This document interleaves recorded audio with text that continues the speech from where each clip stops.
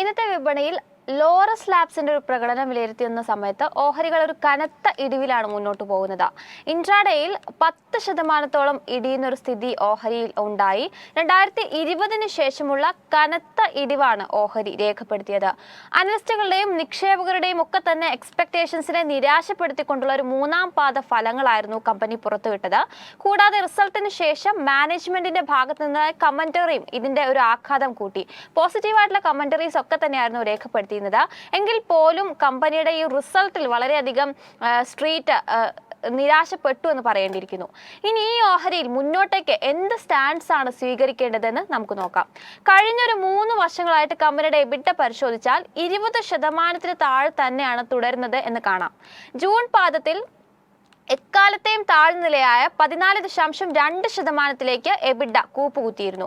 ഇത്തവണ കമ്പനിയുടെ EBITDA margin പരിശോധിച്ചാൽ 15.3% രേഖപ്പെടുത്തിയിരിക്കുന്നത്. അടുത്ത സാമ്പത്തിക വർഷത്തിലായിരിക്കും മാർജിൻ 20% മുകളിലേക്ക് എത്തുക എന്നാണ് ഇപ്പോൾ മാനേജ്മെന്റും വ്യക്തമാക്കിയിരിക്കുന്നത്. എല്ലാ തലത്തിലും സ്ട്രീറ്റിന്റെ എക്സ്പെക്ടേഷൻസിന് ബദലായിട്ടുള്ള നമ്പേഴ്സ് ആയിരുന്നു കമ്പനി പുറത്തുവിട്ടത്. അറ്റാദായം പരിശോധിച്ചാൽ 200 കോടി രൂപയിൽ നിന്നും 20 കോടി രൂപയായാണ് കുറഞ്ഞത്. വരുമാനത്തിലും 22% കുറവ് രേഖപ്പെടുത്തി.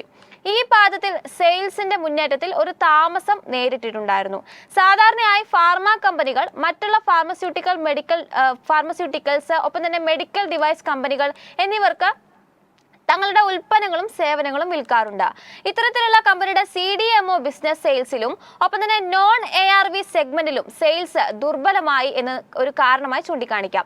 കൂടാതെ കമ്പനിയുടെ ഒരു എക്സ്പാൻഡഡ് കപ്പാസിറ്റിയിലും ഓപ്പറേഷൻ കോസ്റ്റ് വർദ്ധിക്കുന്നതിന് കാരണമായി. ഇത് കമ്പനിയുടെ ഒരു പെർഫോമൻസിനെ നെഗറ്റീവായിട്ട് ബാധിച്ചു. 4ാം പാദത്തിൽ സെഗ്മെന്റുകളിൽ ഒരു ഇംപ്രൂവ്മെന്റ് രേഖപ്പെടുത്താൻ സാധിക്കുമെന്നാണ് ഇപ്പോൾ മാനേജ്മെന്റ് അറിയിച്ചിരിക്കുന്നത്. ഫോർമുലേഷൻ സെഗ്മെന്റിൽ മൾട്ടിപ്പിൾ ലോഞ്ചസ് നടത്താൻ കമ്പനിക്ക് ലക്ഷ്യമുണ്ട്. US-ലെയും ഒപ്പം തന്നെ യൂറോപ്പിലെയും വിപണികളിൽ നിലവിലുള്ള പ്രൊഡക്റ്റുകളിൽ ഒരു വോളിയം വർധന ഉണ്ടാകുമെന്ന് തന്നെയാണ് കണക്കാക്കുന്നത്. തങ്ങളുടെ ബിസിനസ്സിൽ 2022 മുതൽ 2024 വരെയുള്ള സാമ്പത്തിക വർഷത്തിൽ 28 ബില്യൺ രൂപയുടെ ഒരു ക്യുമുലേറ്റീവ് ക്യാപിറ്റൽ എക്സ്പെൻഡിച്ചർ ആണ് രേഖപ്പെടുത്തിയിരുന്നത്. കൂടാതെ അനിമൽ ഹെൽത്ത് വിഭാഗത്തിൽ പുതിയ ഉൽപ്പന്നങ്ങളുടെ ഒരു വാലിഡേഷനും ഒപ്പം ക്രോപ്പ് സയൻസ് സെഗ്മെന്റിൽ കാപെക്സ് വിനിയോഗത്തിനും കമ്പനിയുടെ ഭാഗത്തു നിന്നും പദ്ധതിയുണ്ട്. എങ്കിൽ പോലും കമ്പനിയുടെ നിലവിലെ റിസൾട്ട് അടക്കം പരിഗണിച്ച് വിവിധ ബ്രോക്കറേജുകൾ കമ്പനിക്ക് ഇപ്പോൾ ഒരു സെൽ റെക്കമെൻഡേഷൻ ആണ് നൽകുന്നത്. പ്രമുഖ ബ്രോക്കറേജ് ആയിട്ടുള്ള സിറ്റി കമ്പനിക്ക് സെൽ റെക്കമെൻഡേഷൻ നൽകുമ്പോൾ ടാർഗറ്റ് പ്രൈസ് ആയിട്ട് ഫിക്സ് ചെയ്യുന്നത് 315 രൂപയാണ്. കമ്പനിയുടെ ഫിക്സഡ് കോസ്റ്റ് കൂടുതലായതിനാൽ തന്നെ എബിഡ മാർജിനിൽ സമ്മർദ്ദം നേരിടുന്നത് തുടരുമെന്നാണ് സിറ്റി ഇതിന് പ്രധാന കാരണമായി ചൂണ്ടിക്കാണിക്കുന്നത്. അതിനാൽ തന്നെ 2024 മുതൽ 2026 വരെയുള്ള സാമ്പത്തിക വർഷത്തിലേക്കുള്ള എബിഡ എസ്റ്റിമേറ്റ്സ് ബ്രോക്കറേജ് കുറയ്ക്കുകയും ചെയ്തു. 2024 മുതൽ 2025 വരെയുള്ള സാമ്പത്തിക വർഷത്തിലേക്ക് 9%, 2025 മുതൽ 2026 വരെയുള്ള സാമ്പത്തിക വർഷത്തിലേക്ക് 11% ആകും എന്നാണ് ഇപ്പോൾ അനുമാനിക്കുന്നത്. ജെഫറീസും ഒരു അണ്ടർ പെർഫോമൻസ് റേറ്റിംഗ് ആണ് ഈ ഒരു കമ്പനിക്ക് നൽകുന്നത്. ടാർഗറ്റ് പ്രൈസ് ആയിട്ട് ഫിക്സ് ചെയ്തിരിക്കുന്ന 250 രൂപയാക്കി കുറച്ചിട്ടുണ്ട്. മാനേജ്മെന്റിന്റെ ഭാഗത്ത് നിന്ന് CDMO ബിസിനസ്സിൽ ഒരു റിക്കവറി ഉണ്ടാകുമെന്നുള്ള ഒരു പ്രഖ്യാപനം നടന്നിട്ടുണ്ടെങ്കിൽ പോലും നിലവിലെ സാഹചര്യത്തിൽ അതൊരു ശുഭ സൂചനയായിട്ട് കരുതാൻ സാധിക്കില്ല എന്നാണ് ജെഫറീസ് ഓർമ്മിപ്പിക്കുന്നത്. ജെഫറീസ് കമ്പനിയുടെ 2025 മുതൽ 2026 സാമ്പത്തിക വർഷത്തിലേക്കുള്ള EPS അഥവാ ഏർണിംഗ്സ് പെർ ഷെയറിന്റെ എസ്റ്റിമേറ്റ്സും കട്ട് ചെയ്തിട്ടുണ്ട്. 24-25 സാമ്പത്തിക വർഷത്തിലേക്ക് 19%, 25-26 സാമ്പത്തിക വർഷത്തിലേക്ക് 26% EPS കുറച്ചിരിക്കുന്നത്. ഇനി മോത്തിലാൽ ഒസ്വാളിന്റെ ഒരു കൺസെപ്റ്റ് പ്രകാരം കമ്പനിക്ക് ഒരു ബൈ റെക്കമെൻഡേഷൻ ആണ് മോത്തിലാൽ ഒസ്വാൾ നൽകുന്നത്. ബ്രോക്കറേജ് പക്ഷേ പാറ്റ് അഥവാ പ്രോഫിറ്റ് ആഫ്റ്റർ ടാക്സിന്റെ എസ്റ്റിമേറ്റ് കുറച്ചിട്ടാണ് ഈ ഒരു ബൈ റെക്കമെൻഡേഷൻ നൽകുന്നത്.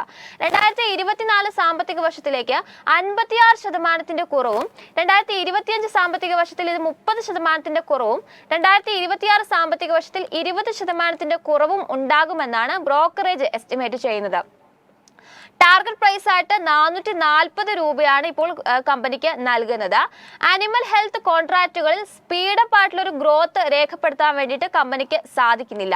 കൂടാതെ നോൺ ARV ഫോർമുലേഷൻസ് മേഖലയിലുള്ള ഗ്രോത്തിലും കാലതാമസം നേരിടുന്നുണ്ട്. നോൺ ARV API ഉൽപ്പന്നങ്ങളുടെ പ്രൈസിംഗിലും ഒരു കുറവ് ഇപ്പോൾ രേഖപ്പെടുത്തുന്നുണ്ട്. ഈ കാര്യങ്ങളൊക്കെ തന്നെ ചൂണ്ടിക്കാണിച്ചുകൊണ്ടാണ് മോത്തിലാൽ കമ്പനിയുടെ പാറ്റ് എസ്റ്റിമേറ്റ്സ് വെട്ടിക്കുറച്ചിരിക്കുന്നത്. ഏതായാലും നമ്മളുടെ ഈ ഒരു കമ്പനിയുടെ ഇന്നത്തെ ഒരു പ്രകടന വിലയിരുത്തൽ നിലവിലും 6% നഷ്ടത്തിൽ തന്നെയാണ് മുന്നോട്ട് പോകുന്നത്. 376 രൂപ എന്ന റേഞ്ചിലാണ് ട്രേഡിംഗ് നടത്തിക്കൊണ്ടിരിക്കുന്നത്. ഇന്ന് 360 രൂപ എന്നൊരു ഇൻട്രാഡേ ലോയിലേക്ക് ലോറസ് ലാബ്സ് ഇടിഞ്ഞിട്ടുണ്ട്. ഇനി ലോറസ് ലാബ്സിന്റെ ഒരു പെർഫോമൻസ് വിലയിരുത്തുന്ന സമയത്ത് കാര്യമായിട്ടുള്ളൊരു നേട്ടം നിക്ഷേപകർക്ക് നൽകാൻ സാധിക്കാത്ത ഒരു ഓഹരിയാണ് ലോറസ് ലാബ്സ് എന്നുള്ളത്. ഈ വർഷം ഇതുവരെ ആരംഭിച്ചതിന് ശേഷവും 13% ഒരു നെഗറ്റീവ് റിട്ടേൺ ആണ് ഈ ഒരു സ്റ്റോക്ക് നൽകിയിരിക്കുന്നത്. കഴിഞ്ഞൊരു 1 ഇയർ ആയിട്ട് അതിന്റെ പെർഫോമൻസ് വിലയിരുത്തുന്ന സമയത്തും 10% റിട്ടേൺ മാത്രമേ ഈ ഒരു ലോറസ് ലാബ്സ് നൽകിയിട്ടുള്ളൂ എന്നുള്ളതും നമുക്കൊരു നെഗറ്റീവ് അല്ലെങ്കിൽ റിസ്ക് ഫാക്ടർ ആയിട്ട് നമുക്ക് കാണാൻ സാധിക്കുന്നുണ്ട്. എന്തായാലും ഭൂരിഭാഗം ബ്രോക്കറേജുകളും ലോറസ് ലാബ്സിലെ ഒരു സെൽ റെക്കമെൻഡേഷൻ തന്നെയാണ് ഇപ്പോൾ നൽകുന്നത്. യെസ്, ഇപ്പോൾ ലോറസ് ലാബ് 377 എന്ന് പറയുന്നൊരു റേഞ്ചിലാണ് വ്യാപാരം നടത്തിക്കൊണ്ടിരിക്കുന്നത്. ഇപ്പോൾ നോക്കുവാണെങ്കിൽ ഇത് 2020 കാലഘട്ടത്തിൽ 107 എന്ന് പറയുന്ന ഒരു റെസിസ്റ്റൻസ് ലെവൽ ബ്രേക്ക് ചെയ്തിട്ട് അപ്സൈഡിലേക്ക് നല്ല രീതിയിലൊരു മൂവ്മെൻറ്റ് നമുക്ക് ഇതിൽ കാണാൻ സാധിക്കുന്നുണ്ട്. അങ്ങനെ നോക്കുവാണെങ്കിൽ ഒരു നല്ലൊരു മൂവ്മെൻറ്റ് വന്ന് അവസാനിക്കുന്ന ഒരു 342 എന്ന് പറയുന്ന റേഞ്ചിലാണ്. അവിടെ നമുക്ക് പിന്നീട് ചെറിയൊരു പ്രോഫിറ്റ് ബുക്കിംഗ് കാണാൻ സാധിക്കുന്നുണ്ട്. അവിടെ നിന്ന് പ്രോഫിറ്റ് ബുക്കിംഗ് നടന്ന ഡൗൺ സൈഡിലേക്ക് ഒരു 253 എന്ന് പറയുന്ന റേഞ്ചിലേക്ക് എത്തുന്നു. പിന്നീട് അവിടെ നിന്ന് പിന്നെയും അപ്സൈഡിലേക്ക് ഒരു മൂവ്മെൻറ്റ് വന്നിട്ട് പിന്നെ ഒരു ഓൾ ടൈം ഹൈ എന്ന ലെവൽ, ഇത് 723 എന്ന് പറയുന്ന ലെവലിലേക്ക് ഒരു എത്തിപ്പെട്ടിട്ടുണ്ട്. അവിടെ നിന്ന് പ്രോഫിറ്റ് ബുക്കിംഗ് കാണുമെങ്കിൽ പിന്നെ നല്ലൊരു സപ്പോർട്ടായിട്ട് നമുക്ക് കാണാൻ പറ്റുന്ന ലെവൽ നോക്കുകയാണെങ്കിൽ 439 എന്ന് പറഞ്ഞ ഒരു ലെവലാണ്. എന്നാൽ പിന്നീട് ചാർട്ട് നോക്കുമ്പോൾ മനസ്സിലാക്കുന്നത് ആ ഒരു 439 എന്ന് പറയുന്ന ഒരു ലെവലിൽ തന്നെ മൾട്ടിപ്പിൾ ടൈം വന്ന് ഹിറ്റിങ് നമുക്ക് കാണാൻ സാധിക്കുന്നുണ്ട്. അതിനുശേഷം ആ ഒരു ലെവൽ ബ്രേക്ക് ആവുന്നുണ്ട്. അപ്പോൾ ഡേറ്റ് ചെക്ക് ചെയ്യുകയാണെങ്കിൽ 2022 നവംബർ 30 സമയങ്ങളിൽ ആ ഒരു 439 എന്ന് പറയുന്ന ലെവൽ ബ്രേക്ക് ചെയ്ത് ഡൗൺ സൈഡിലേക്ക് ഒരു മൂവ്മെൻറ്റ് പിന്നെ അവിടെ നിന്ന് ഉണ്ടാവുന്നു. പിന്നീട് നോക്കുവാണെങ്കിൽ ആ വന്ന ഡൗൺ സൈഡിലേക്ക് വന്നൊരു മൂവ്മെൻറ്റിന് നല്ല സപ്പോർട്ടായിട്ട് നിന്നേക്കുന്നത് 279 എന്ന് പറയുന്നൊരു ലെവലിലാണ്.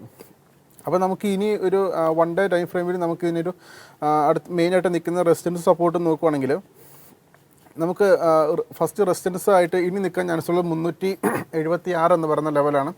ആ ലെവൽ ബ്രേക്ക് ചെയ്തിട്ടുണ്ടെങ്കിൽ നമുക്ക് അടുത്തായിട്ട് 401.20 എന്ന് പറയുന്ന ലെവൽ വാച്ച് ചെയ്യുന്നതാണ്. അത് കഴിഞ്ഞ് 416.65, 439.40 എന്ന് പറയുന്ന ലെവൽസൊക്കെ നമുക്കൊരു റെസിസ്റ്റൻസ് ലെവലായിട്ട് എടുക്കാവുന്നതാണ്. സപ്പോർട്ട് നോക്കുവാണെങ്കിൽ അടുത്തൊരു സപ്പോർട്ട് നമുക്ക് കാണാൻ സാധിക്കുന്നത് 349 അതിനുശേഷം നമുക്ക് 328 എന്ന് പറയുന്ന ലെവലിലാണ്. അതുപോലെ തന്നെ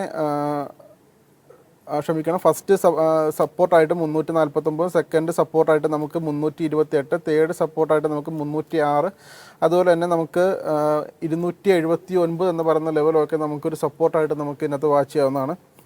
അതിലൊരു 5 മിനിറ്റ് ടൈം ഫ്രെയിമിൽ നമ്മൾ വാച്ച് ചെയ്യുകയാണെങ്കിൽ നമുക്ക് വാച്ച് ചെയ്യേണ്ട ഒരു സപ്പോർട്ട് വരുന്നത് 376 നമുക്കൊരു സപ്പോർട്ട് കാണാൻ സാധിക്കുന്നുണ്ട്. അതുപോലെ തന്നെ 369 നമുക്കൊരു സപ്പോർട്ട് കാണാൻ സാധിക്കുന്നുണ്ട്. 364, 360 എന്ന് പറയുന്ന ലെവലിലൊക്കെ നമുക്ക് സപ്പോർട്ട് കിട്ടുന്നുണ്ട്. റെസിസ്റ്റൻസ് ലെവൽ നോക്കുവാണെങ്കിൽ അടുത്ത റെസിസ്റ്റൻസ് ലെവൽ 379.10 എന്ന് പറയുന്ന ലെവലാണ്. അതുപോലെ തന്നെ 387.20 എന്ന് പറയുന്ന ലെവലിൽ നമുക്ക് അടുത്ത റെസിസ്റ്റൻസ് കാണാൻ സാധിക്കുന്നുണ്ട്. അതുപോലെ തന്നെ 394.25 എന്ന് പറയുന്ന ലെവൽ നമുക്ക് 5 മിനിറ്റിലൊക്കെ റെസിസ്റ്റൻസ് ലെവലായിട്ട് നമുക്ക് എടുക്കാവുന്നതാണ്. അതുപോലെ ഇതിൻ്റെ കഴിഞ്ഞ ഒരാഴ്ച പെർഫോമൻസ് നോക്കുവാണെങ്കിൽ കഴിഞ്ഞ ഒരാഴ്ചയിൽ 8.94% ഒരു ഇടിവ് നമുക്ക് നേരിട്ടായിട്ട് കാണാൻ സാധിക്കുന്നുണ്ട്. കഴിഞ്ഞ ഒരു മാസത്തിൽ 10.47% ഇടിവ് നേരിട്ടുണ്ട്. എന്നാൽ കഴിഞ്ഞ ഒരു 6 മാസത്തെ കണക്കുകൾ നോക്കുവാണെങ്കിൽ 10.92% നേട്ടം നേടിയതായിട്ട് നമുക്ക് മനസ്സിലാക്കാൻ സാധിക്കുന്നു. അതുപോലെ കഴിഞ്ഞ ഒരു വർഷത്തിലെ കണക്കുകൾ നോക്കുവാണെങ്കിൽ 8.35% ഒരു നേട്ടം നേടിയിട്ടുണ്ട്. ഇപ്പോൾ നമുക്ക് ടെക്നിക്കൽ സൈഡ് നോക്കുവാണെങ്കിൽ സെല്ലാണ് നമുക്ക് ഇൻഡിക്കേറ്റേഴ്സ് നമുക്ക് ലഭിക്കുന്നത്. അതൊരു അനലിസ്റ്റുമാർ സജസ്റ്റ് ചെയ്യുന്ന ഒരു 1 ഇയറിലേക്കുള്ള ടാർഗറ്റ് നോക്കുവാണെങ്കിൽ 13 അനലിസ്റ്റുമാർ സജസ്റ്റ് ചെയ്യുന്ന ഒരു റേഞ്ച് നോക്കുവാണെങ്കിൽ അപ്പ് സൈഡിലേക്കാണെങ്കിൽ 460 എന്ന് പറയുന്ന റേഞ്ച് അവർ പറയുന്നുണ്ട്. ഡൗൺ സൈഡിലേക്കാണെങ്കിൽ 369, 250 എന്ന് പറയുന്ന റേഞ്ചിലേക്ക് എത്തുന്ന സൂചിപ്പിക്കുന്നുണ്ട്.